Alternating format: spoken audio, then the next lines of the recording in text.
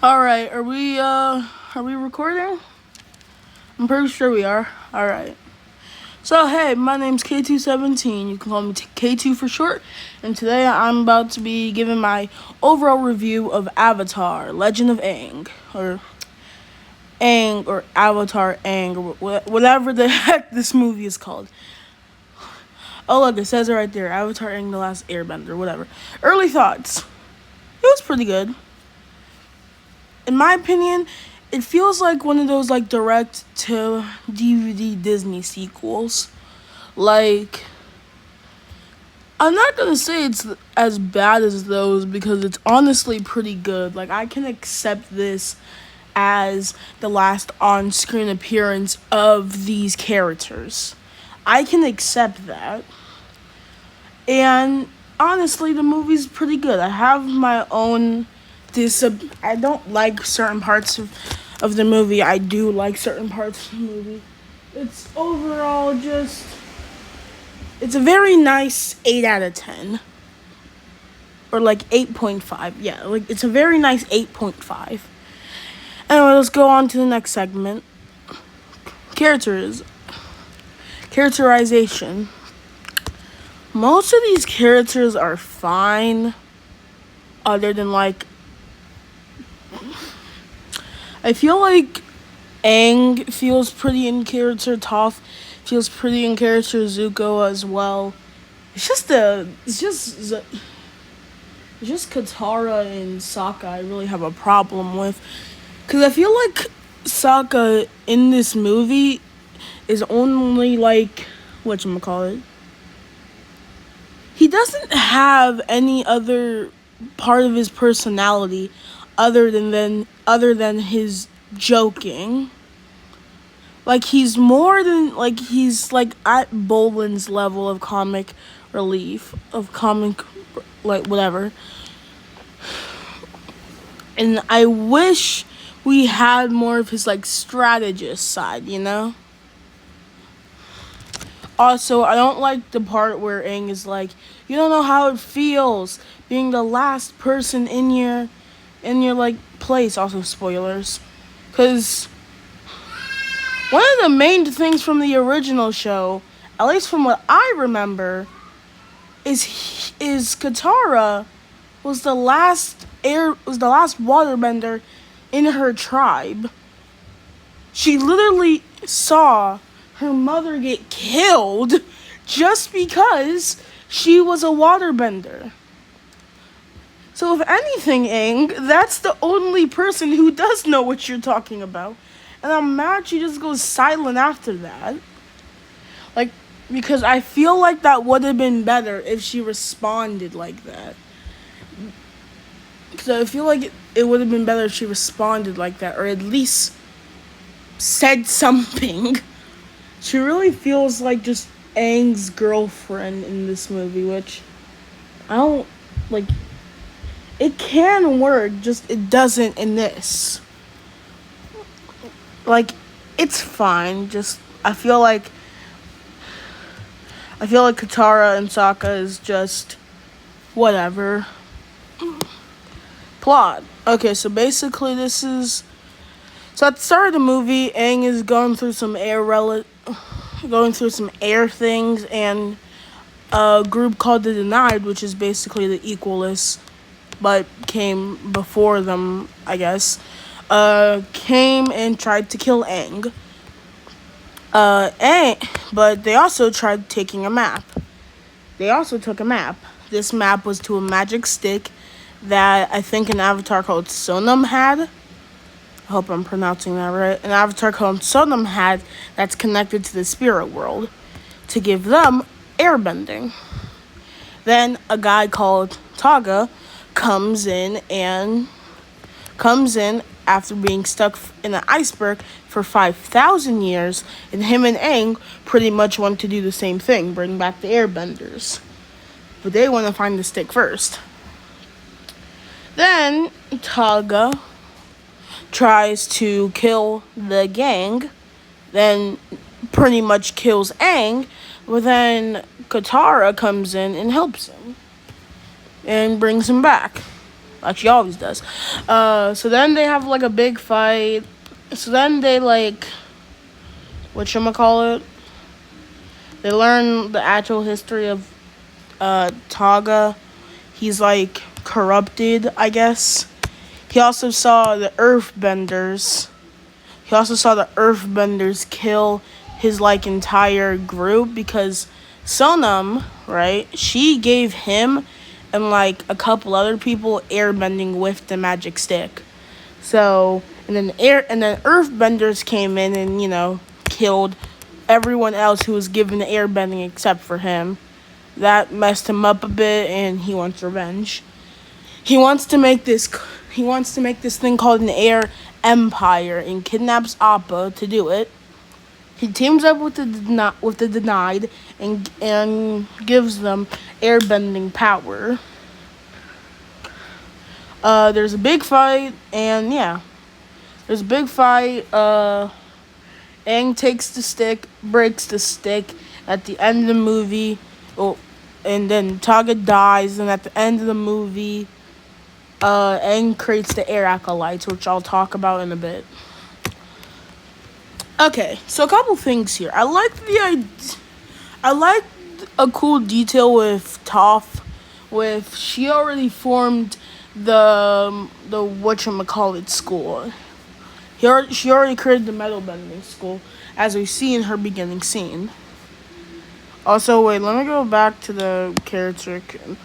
Another thing with Toph I just thought about is a lot of things in this movie feels like it's made for a theater, which it was made for a theater, but Paramount didn't want it to be in a theater, I guess.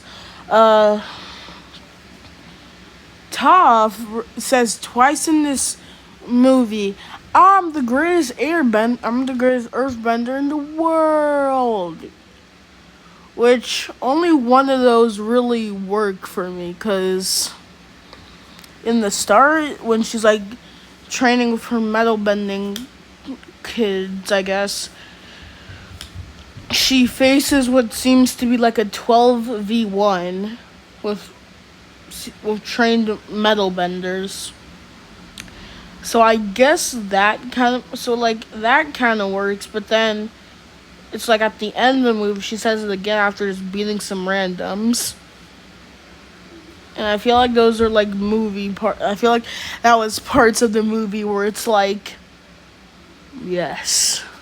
Where it's like, okay, now the audience will cheer and stuff. Like I feel like that's the feeling I got from those two scenes. Anyway, I'm done with plot, I'm done with character, blah blah blah. And now it's time to Taga. Yes, he gets his own little segment. I like him. I wouldn't say he's the greatest villain we've ever had in Avatar.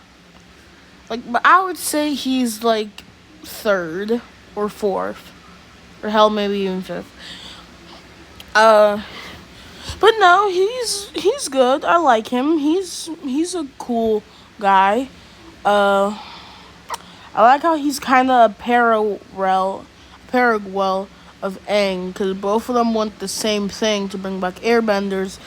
Just he wants to, enslave all the other nations because they messed him up pretty badly. I mean, when he first wakes up, he tries sliming out Toph just because she's an earthbender. But here's a little bit of criticism. I don't like the fact that he got corrupted by the staff and like all its power. In my opinion, it would have been cooler if he just was a piece of crap. You get what I mean? Like what happened to him scarred him so much that he just doesn't care. I feel like that would have worked better instead of him just being like, I'm corrupted, I guess. So then, and also I don't like the fact that I feel like that would have been cool because It shows that Sonam was in the wrong when giving him in particular airbending. Like not every person needs power. I feel like that would have been cool to see in the movie, but it's fine. I don't like how he gets like how he turns into a beast at the end. I don't really like that. That's it really doesn't do anything for the plot. I kind of wish it just wasn't like that. But hey, he dies. I like the ending scene with Aang and him, where like they say the thing at the start. I forgot what they say though. It's cool. He's cool. Yeah. He's a good villain. I like him. I wish I didn't get spoiled about him being the villain. If only there wasn't leaks. I really appreciate that if there weren't leaks about this movie. Totally did not watch the movie when the leaks came out. Yeah, totally. Uh, so yeah, he's cool. These guys now, the denied they're weird to me because I feel like everything they do has been done before or kind of done after, but better. It's weird. Timelines are weird. I don't like the part where I don't like the fact that they're just like, oh, what should I call it? Like, oh, war bad, killed many people, and we need what the benders have, power, so we're gonna become benders to, I don't know, like, it's just the equalist, but before or kind of after. I don't know. Timelines are weird. It's just weird. I don't really like them. We don't get any history with them. This one scene, she's like, "Don't you remember what the Fire Nation did to your family?" To this girl right here. She becomes one of the air acolytes. It's kind of weird. Like, I wish we got more to do with them because it very much just feels like these bland group of characters. Like, I like this guy. I like this girl, but she's still bland. Like, all of them don't have any real story or anything. She just gets saved by Aang, then decides, hey, we're doing something pretty bad. So I'm gonna not do something pretty bad. And then it's like, yeah. No crap, you literally what part of we're gonna take what the benders have power and we're gonna cause terrorism to a whole town. Did you not think, that sounds pretty similar to what the Fire Nation did? And we're against the Fire Nation. Like, it doesn't make sense. The Nanai are weird. I don't really like them. They do stuff that's been done like a million times, and they're just not that interesting. Next. Team Avatar. Low-key, only 3 of these guys need to be in this movie. No offense to the original team, because, like, I know this is, like, where all of them come back. This is, like, nostalgia and stuff. But, like, realistically, with this story, not all of them need to be here. Tell me this. What's one important thing that Zuko does in this movie? I'll wait. What's one thing that Toph did that's important in this movie? Like if they got removed, that would ruin the plot and stuff. Like what? Like there's nothing. No offense to these guys, but they did nothing in this. They did nothing in this movie. And it hurts with Sokka because they didn't even show his like. They didn't even properly show him being like smart or whatever, right? And I feel like it was also missing potential in the fight where, okay, so in the comics, there's like this big iron spirit thing, right? That Aang fights. Toph' metal benders come and help them in the fight. In that fight. So why couldn't they do like a similar thing here? Like I feel like I was expecting that to happen because they showed all of them in the start of like the movie when she first appears. So hear me out. Wouldn't it have been cool to see Tufts' metal bending students come in to help them against the evil airbenders? Wouldn't that have been cool? To be honest, only 3 of these characters really play a good part in this movie. Aang, Katara, and Momo. Next. Animation. Now this is peak. I'm speechless. The animation in this movie is beautiful, spectacular. It's perfect. This is okay. How do I say this? This really feels like the original show, but amped up into the best ways possible. This looks and makes me this looks beautiful, and this makes me feel what the original series made me feel when I first watched it. It looks beautiful. I love I'm speechless. The animation here, 1,000,000 out of 10. Nah, infinite out of 10. I need more movies that look like this. This should have been in theaters. I don't understand how Paramount can look at a beautiful movie like this and say, yeah, you're going on streaming. Like, I don't understand that. It's like with Paramount and Warner Brothers. They're just allergic to money. Whatever. Criticism. This was originally supposed to be a small amount, but then I watched the movie. Okay. A couple things. I already gave my criticism about some of the characters and things, but I want to get into a big part I just don't like. Okay, so with a bit of context, after Katara saves Aang, they go through like this portal thing, because they're like over the dead lion turtles, which is said to be the most spiritually charged area in the world.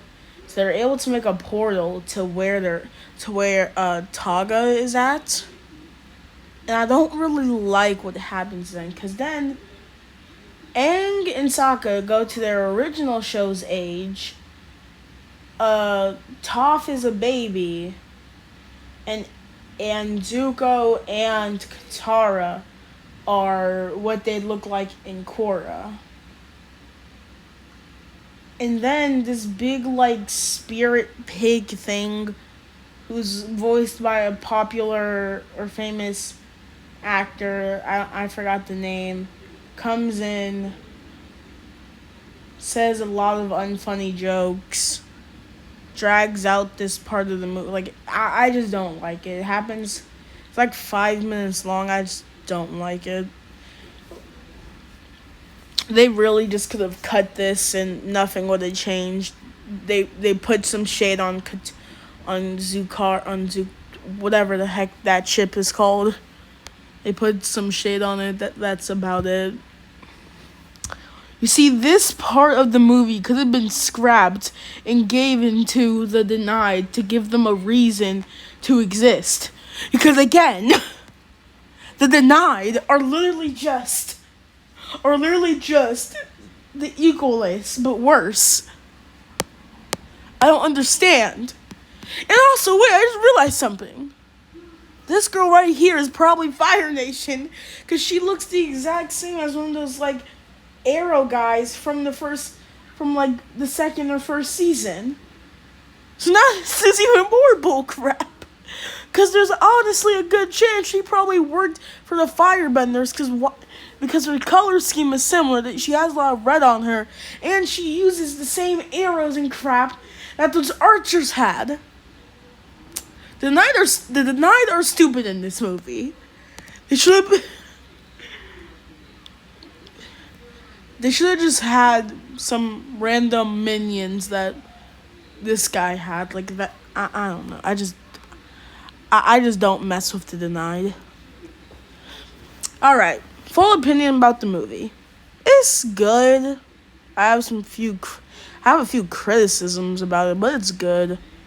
Again, this feels like this feels like a Disney straight to DVD sequel. Y'all know about those? That's what this movie feels like. I know it's canon and all, but I don't know. This movie is I'll say this. This movie gets a lot more right than it gets wrong. Is it near the level of the original series? No, it's not. In my opinion, no project they've came out with is close to that level of quality, and probably never will be. But is this a good sequel? Yes, I would say this is a pretty good sequel. I think they get a good amount of the characters right, even though in my opinion some of them shouldn't be here. But just because they shouldn't be here doesn't mean it's bad, or doesn't mean it's bad that they are here. So in my opinion, they did a good job on what they were meant to do. I still wish this movie was put into theaters, because again, in this movie there's a lot of scenes that feels like you're supposed to laugh now. Everyone in the movie theater, you're supposed to laugh now. And I feel like that hurts the film, because when you're watching it by yourself on your couch, it's just, you're supposed to laugh now. Why aren't you laughing? And it's weird, because I want to love this movie. And I do. I really, really, really like this movie. But it's not great. It's not perfect. It has a good amount of flaws. It's the story itself is honestly pretty predictable. I feel like you could understand where each plot point of the story goes, and there's not any big twist or anything, which is fine. You can have a simple story as long as it's good. And I'd say this is pretty good. I like it. So in my opinion, I would say this is a good 8.5 out of 10. Watch again. I would definitely watch again with my family or something. Anyway, make sure to like, comment, and subscribe. And also press that hype button so these videos can go out to more people. I'm K217. You can call me K2 for short. And that's all, folks.